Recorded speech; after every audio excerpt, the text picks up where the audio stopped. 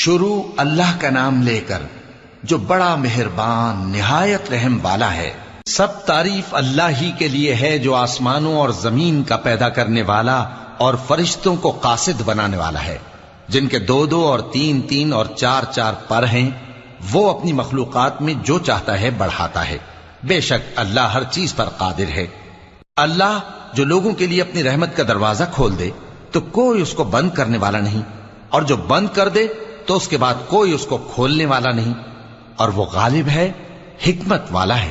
لوگو، اللہ کے جو تم پر احسانات ہیں ان کو یاد کرو۔